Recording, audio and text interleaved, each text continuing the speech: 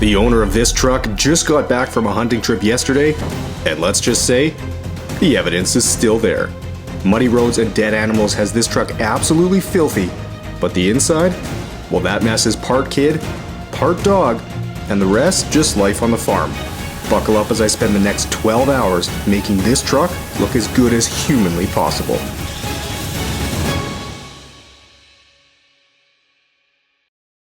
Okay, well, getting to work on the truck now, and I'm not gonna lie, pressure washing is always more enjoyable when the vehicle is good and dirty like this. Of course, if it wasn't dirty, I'd be able to get through the pre-wash rinse a lot quicker, but I honestly don't mind spending time doing this because it's always been my favorite part of detailing.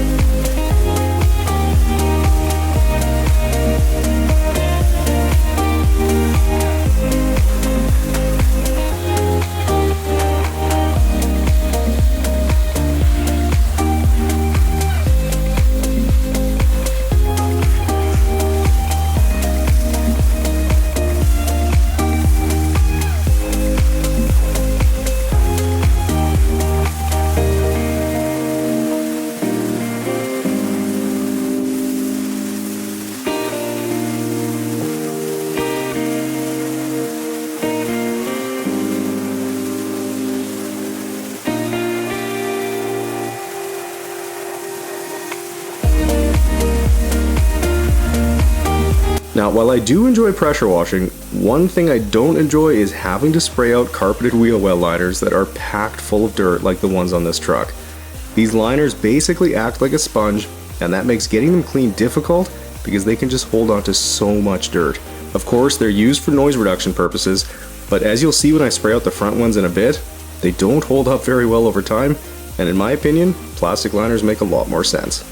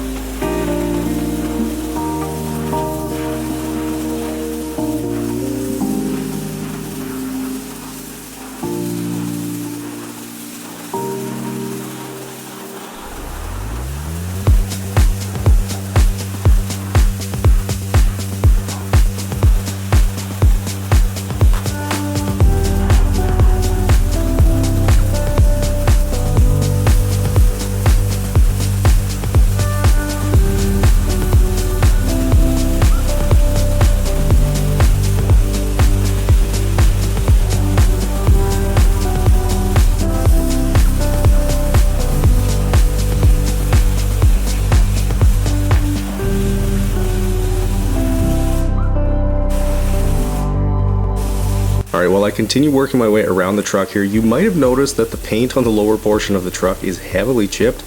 and that's simply because the owner does a lot of driving on gravel roads. The truck has a little over 270,000 kilometers on it, which is a fair bit considering it's only 7 years old, but it does make sense given that the owner lives on a farm out of town.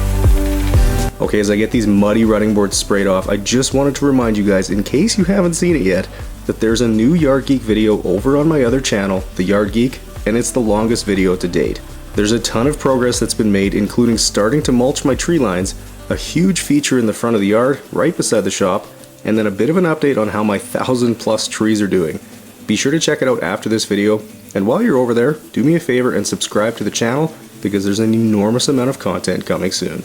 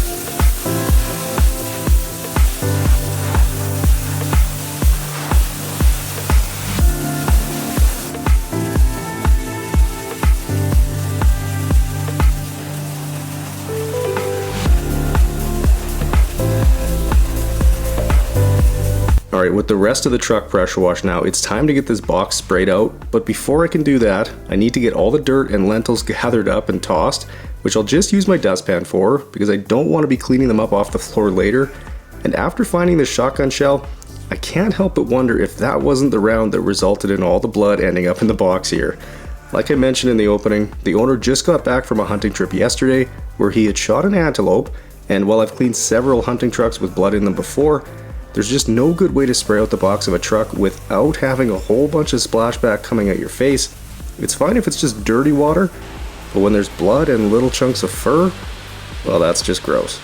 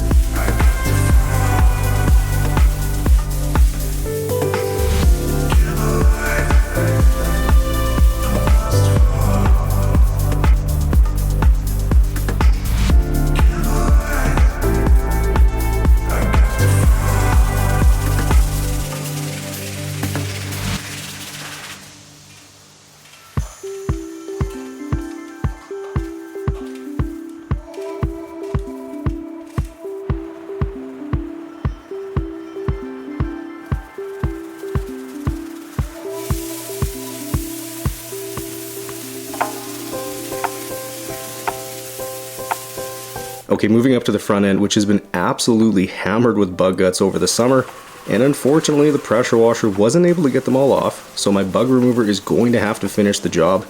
This is a product that just works incredibly well for really stuck on bugs. Simply spray it on, let it sit for a couple of minutes, and then a few quick passes with a wash mitt, and they'll all be gone.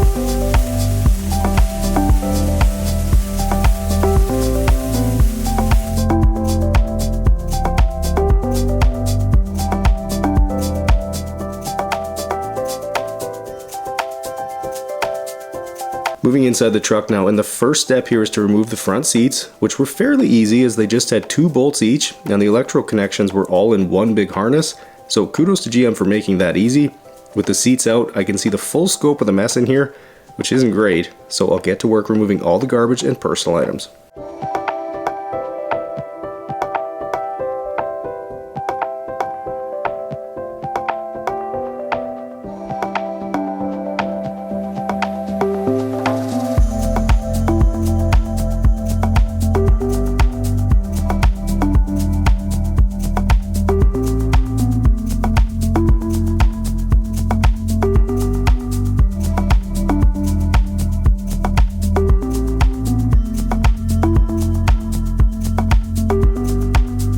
Okay, with everything removed, I'll grab my trusty flathead screwdriver and gently get this cup holder insert removed, which proved to be quite a bit more difficult than it should have been because it was practically glued in by whatever sticky drink was spilled in here.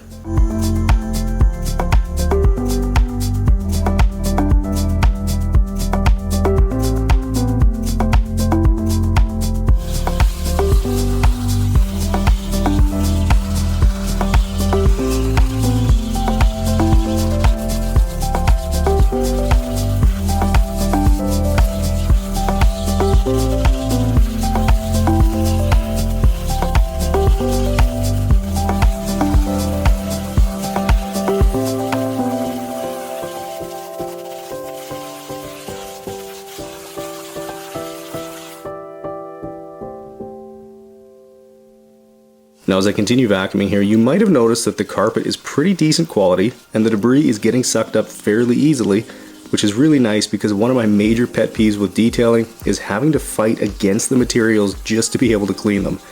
Now while I am a Ford guy through and through, I will say that GM trucks are made with decent quality interiors that always seem to clean up well no matter how dirty they are. I've done so many of these trucks over the years that I pretty well know them inside and out at this point, and I'm very confident that I'll have this truck looking incredible by the time I'm done today.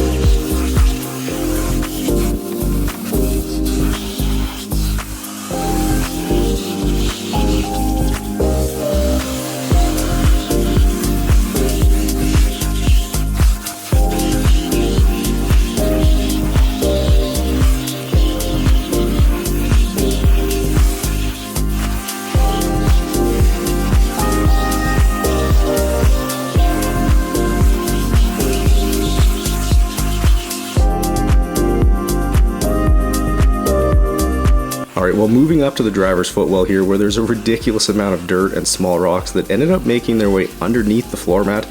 because the factory rubber mats aren't even close to full coverage, and they'll pretty well always allow the carpet to get dirty no matter what. As much as I do prefer softer rubber mats because they clean up easier, WeatherTech certainly have their place if this is something you want to prevent from happening.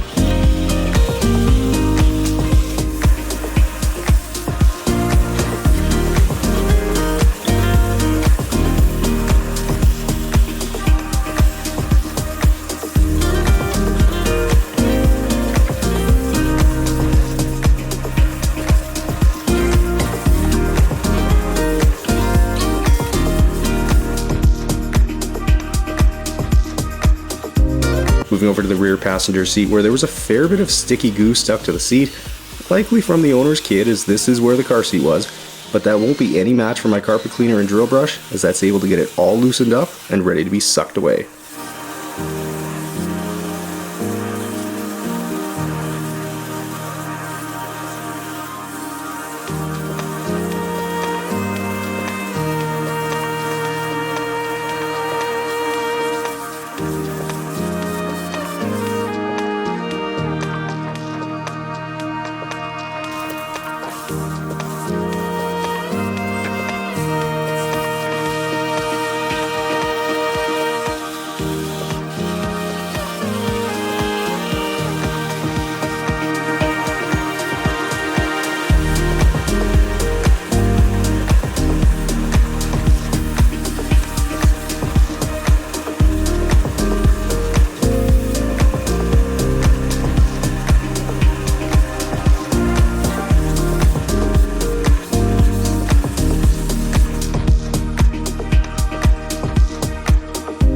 Now, as I work my way around the carpet extracting each section, I just wanted to take a quick minute to remind you guys about the new loyalty program that we recently launched for Detail Geek products, where every dollar you spend earns you points that you can redeem for savings on your next order. Not only that, but we also have a wholesale program for anyone who is running a business and wants to buy in bulk,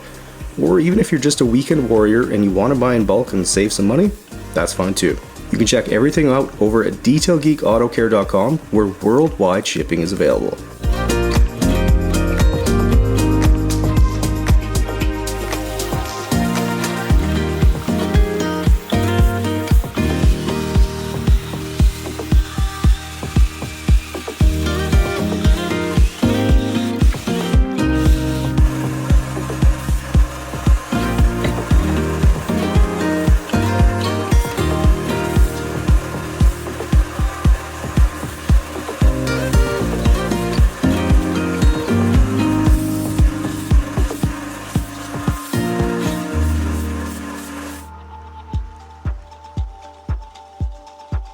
Moving over to the driver's side now, and I have to admit, I was a little worried that these couple spots on the carpet were actually chunks of bloody antelope, because they just had that look to them. And if you remember one of the first hunting trucks I did from a few years back that had deer blood in the carpet, in this exact location, Well, I think you'll understand why I thought that. Once I started extracting, I was waiting for the water coming through to turn red as I went over those spots, but thankfully it didn't.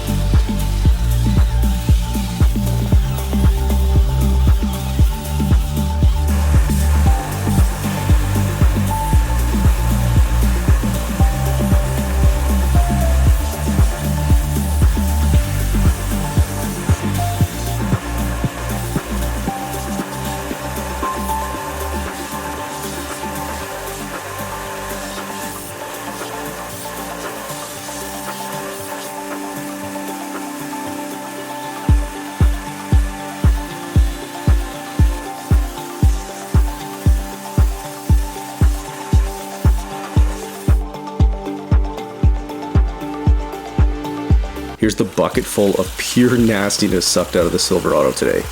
Gross.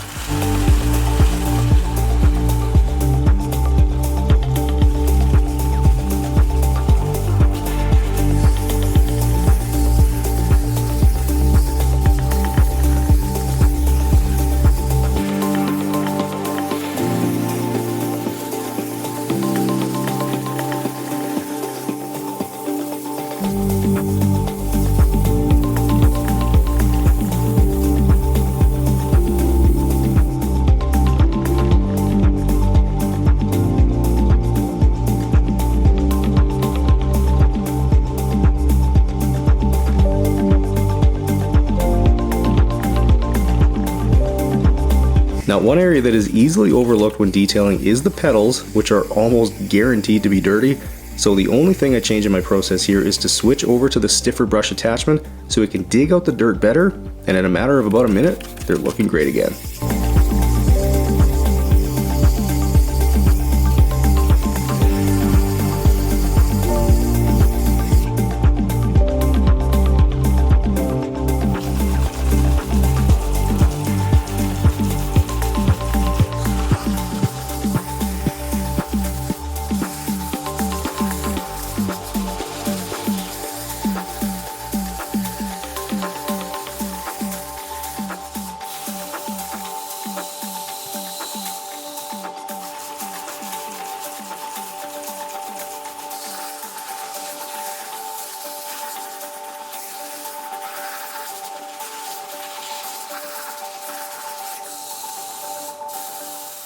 Okay guys, well here's the super sticky and nasty cup holder insert I removed earlier, which due to its shape is a little bit more challenging to get clean since I can't get a brush attachment into the smaller little compartments, but if blasting the steam in there doesn't do the job, I can always push it inside out to clean it if needed, because it is soft rubber and will always snap back to its original shape.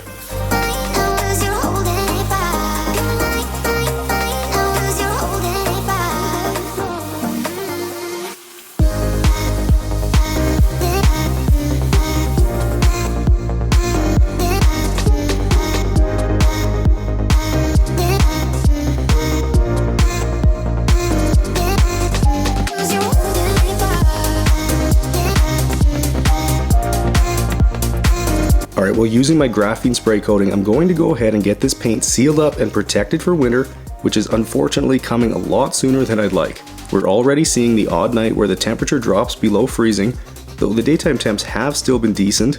Today though, we had winds of 90 to 100 kilometers an hour, and it was a kind of cold day, so because I didn't want to turn the furnace on in the shop yet, it was a little chilly in the studio, which made the evaporation of the spray coating and my glass cleaner take a little longer than normal, which you guys will see.